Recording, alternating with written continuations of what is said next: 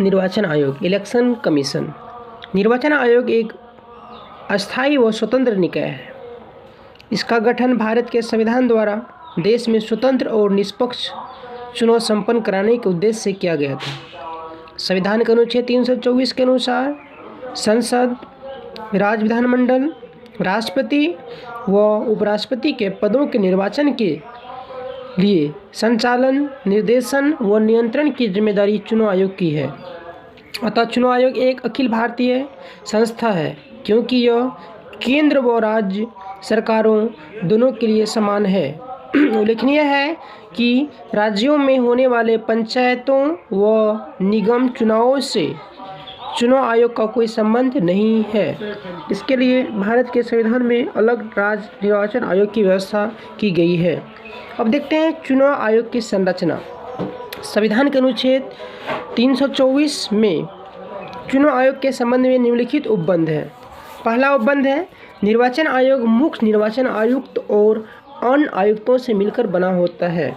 दूसरा है, मुख्य निर्वाचन आयुक्त और अन्य निर्वाचन आयुक्तों की नियुक्ति राष्ट्रपति द्वारा की जाती है। जब कोई अन्य निर्वाचन आयुक्त इस प्रकार नियुक्त किया जाता है, तब मुख्य निर्वाचन आयुक्त निर्वाचन आयोग के अध्यक्ष के रूप में काम करेगा। चौथा नंबर में देखते हैं, राष्ट्रपति निर्वाचन आयोग की सलाह पर प्रादेशिक आयुक्तों की नियुक्ति कर सकता है, जैसे वह निर्वाचन आयोग की सहायता के लिए आवश्यक समझे। पाँचवा नंबर पॉइंट है, निर्वाचन आयुक्तों व प्रादेशिक आयुक्तों की सेवा की शर्तें व पदावधि राष्ट्रपति द्वारा निर्धारित की जाती है। 1950 से 15 अक्टूबर 1989 तक निर्वाचन आयोग एक सदस्यीय निकाय के रूप में कार्य करता था, जिसमें केवल मुख्य निर्वाचन अधिकारी होता था। मत देने की न्यूनतम आयु 21 वर्ष से 18 वर्ष करने के बाद 16 अक्टूबर 1989 को राष्ट्रपति ने आयोग के काम के भार को कम करने के लिए 2 अन्य निर्वाचन आयुक्तों को नियुक्त किया। इसके बाद आयोग बहुसदस्यीय संस्था के रूप में कार्य करने लगा, जिसमें 3 निर्वाचन आयुक्त हैं।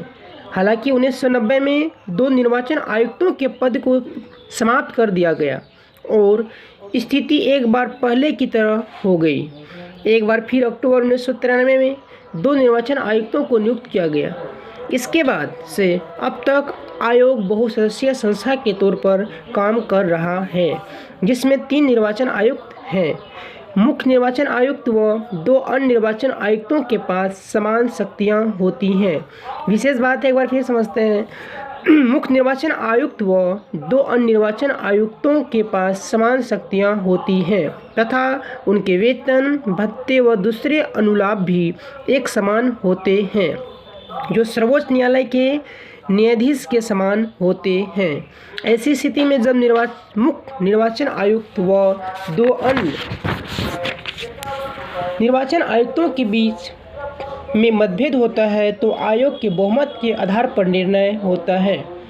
उनका कार्यकाल 6 वर्ष या 65 वर्ष की आयु तक, जो पहले तक होता है, वे किसी भी समय त्यागपत्र दे सकता है या उन्हें कार्यकाल समाप्त होने से पूर्व भी हटाया जा सकता है। यहाँ एक इम्पोर्टेंट चीज़ ध्यान देने वाला है कि उनका कार्यकाल 6 वर्ष या 65 वर्ष की आयु तक जो भी होता है। इसका मतलब ये हुआ, अगर कोई व्यक्ति 62 साल में मुख्यमंत्री बना है, मुख्य निर्वाचन आयुक्त बना है, तो वो 3 साल तक ही पद पर रहेगा।